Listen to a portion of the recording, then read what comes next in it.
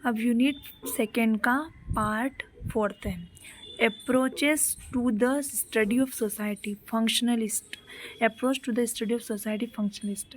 परिचय। समाज का अध्ययन एक व्यापक क्षेत्र है, क्योंकि समाज एक छोटी चीज़ नहीं, बहुत व्यापक है, जिसमें समाजशास्त्र भी आता है, नर विज्ञान भी आता है, राजनीति विज्ञान, अर्थशास्त्र, मनोविज्ञान और इतिहास सहित विषयों की एक विस्तृत श्रृंखला शामिल है। प्रत्येक अनुशासन समाज के अध्ययन को एक अद्वितीय दृष्टिकोण से देखता है, लेकिन वे सभी समाज के भीतर व्यक्तियों, समूह, संस्थानों के बीच जटिल संबंधों को समझने की कोशिश करते हैं। इस पत्र में हम समाज के अध्ययन के एक दृष्टिकोण पर ध्यान केंद्रित करेंगे, प्रक्रियावाद। हम कार्यात्मकता की प्रमुख अवधारणाओं के साथ साथ इसकी ताकत और कमजोरी का पता लगाएंगे। की कॉन्सेप्ट एंड एजम्पशंस। कार्यात्मकता समाज को समझने के लिए एक सैद्धांतिक दृष्टिकोण है जो 19वीं सदी के अंत और 20वीं सदी की शुरुआत में उभरा। यह इस विचार पर आधारित है कि समाज एक जैविक जीव की तरह है। समाज एक जैविक जीव है जिसके विभिन्न भाग एक स्थिर और व्यवस्थित प्रणाली को बनाए रखने के लिए एक साथ काम करते हैं।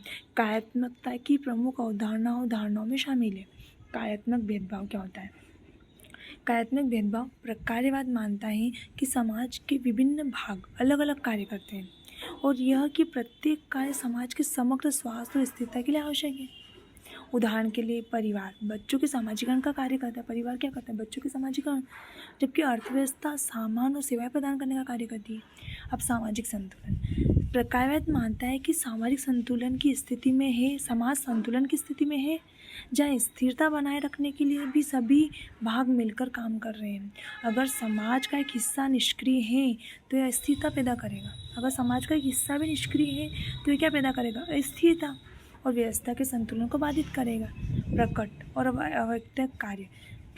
कार्यवाद उन प्रकट कार्यों के बीच अंतर करता है जो समाज के सदस्यों द्वारा अभिप्राय और मान्यता प्राप्त है, और अन्य अव्यक्त कार्य जो अनपेक्षित और गैर मान्यता प्राप्त है। उदाहरण के लिए शिक्षा का प्रकट कार्य छात्रों को कौशल और ज्ञान सिखाना है, जबकि अव्यक्त कार्य उन्हें समाज के मानदंडों मूल्यों को सामाजिक बनाना है। सहमति एकीकरण। प्रकार्यवाद मानता है कि समाज में उच्च स्तर की आम सहमति और एकीकरण है, जिसमें सदस्य उन मूल्यों और मानदंडों पर सहमत होते हैं जो उनके व्यवहार को निर्देशित करते हैं। समाज के सुचारू संचालन के लिए सहमति और एकीकरण आवश्यक है। कार्यात्मकता की ताकत। समाज को समझने के दृष्टिकोण के रूप में प्रकार्यवाद की कई ताकतें हैं। एक ताकत जिसका सामाजिक व्यवस्था और स्थिरता के महत्व पर जोर है। संतुलन बनाए रखने के लिए समाज के विभिन्न हिस्से जिस तरह से एक साथ काम करते हैं उस पर ध्यान केंद्रित करके कार्यात्मकता समाज में सहयोग और समन्वय के महत्व पर प्रकाश डालती है।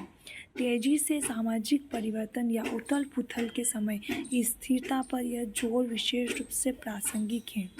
कार्यात्मकता की एक और ताकत समाज के विभिन्न हिस्सों द्वारा किए जाने वाले कार्यों पर इसका जोर है। समाज में विभिन्न संस्थाएं जो भूमिकाएं निभाती है उनकी जांच करके कार्यात्मकता इस बात की अंतर्दृष्टि प्रदान कर सकती है कि समाज कैसे संगठित होता है और ये कैसे कार्य करता है।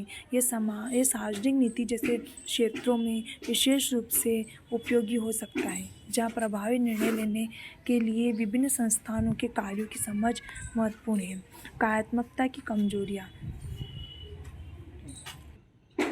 प्रकट और अव्यक्त प्रकार्य।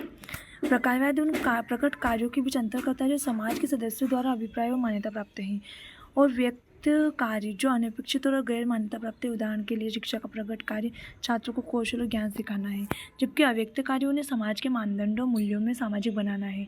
सहमति और एकीकरण। प्रकार्यवाद मानता है कि समाज में उच्च स्तर की आम सहमति और एकीकरण है, जिसमें सदस्य उन मूल्यों और मानदंडों पर सहमत होते हैं जो उनके व्यवहार को निर्देशित करते हैं। समाज के सुचारू संचालन के लिए सहमति और एकीकरण आवश्यक है।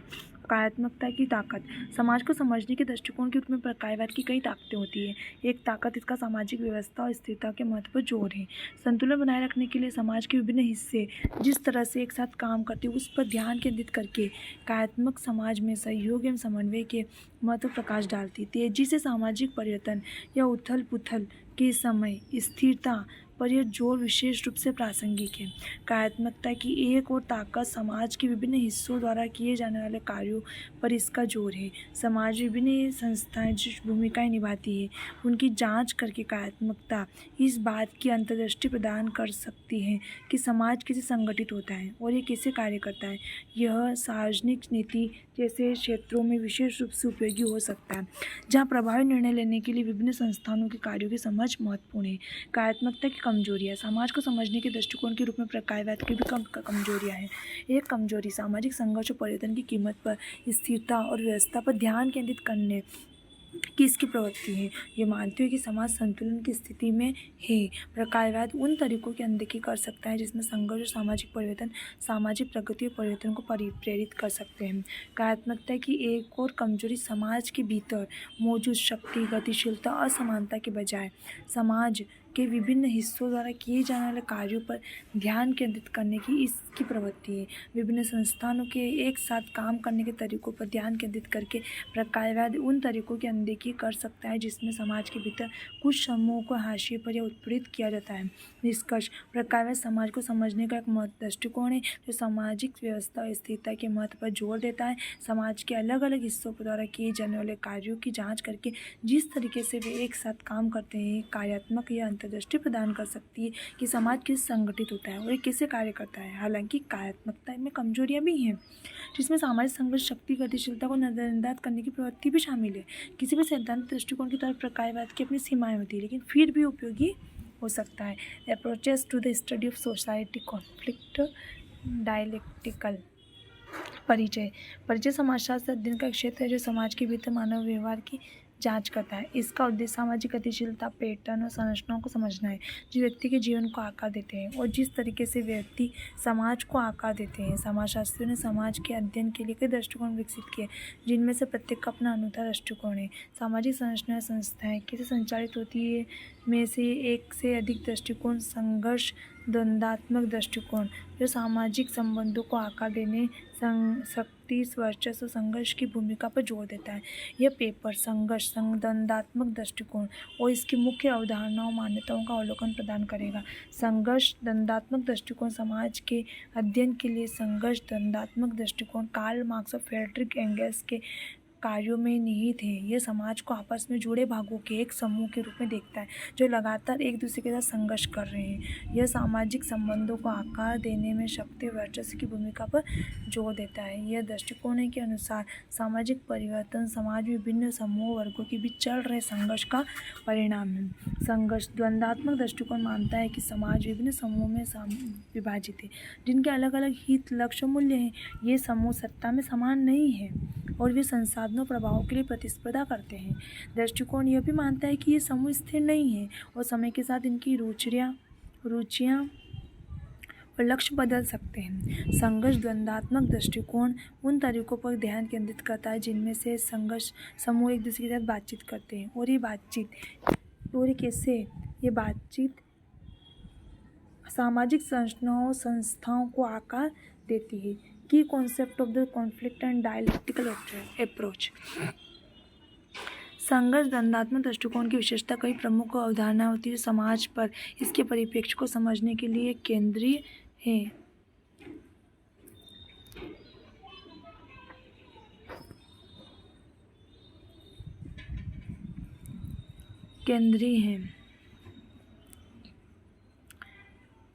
इनमें शामिल है सामाजिक संघर्ष द्वंद्वात्मक दृष्टिकोण सामाजिक संघर्ष को समाज के अपरिहार्य भाग के रूप में देखता है और तर्क देता है कि समाज में विभिन्न समूहों के बीच संसाधनों, शक्ति और प्रभाव के लिए प्रतिस्पर्धा से सामाजिक संघर्ष उत्पन्न होता है। सामाजिक संघर्ष आवश्यक रूप से हिंसक नहीं है, लेकिन इसे कई तरह से व्यक्त किया जा सकता है, जैसे विरोध, हड़ताल या प्रतिरोध के अन्य रूपों के माध्यम से।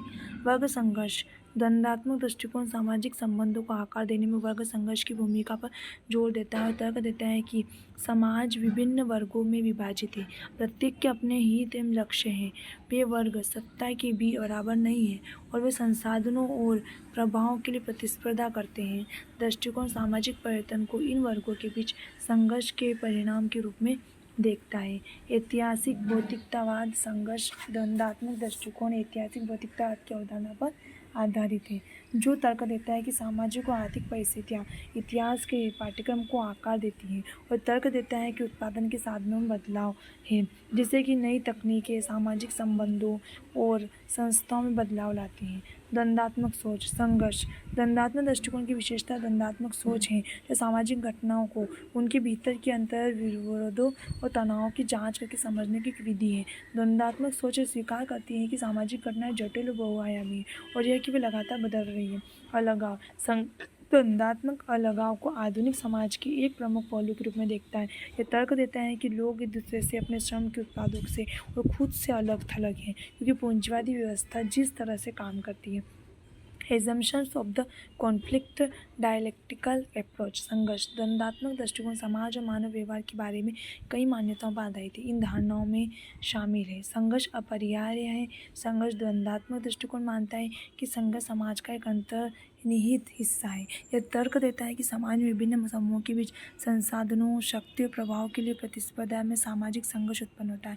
शक्ति और वर्चस्व प्रमुख कारक है। संघर्ष द्वंद्वात्मक दृष्टिकोण सामाजिक संबंधों को आकार देने में शक्ति और वर्चस्व की भूमिका पर जोर देता है।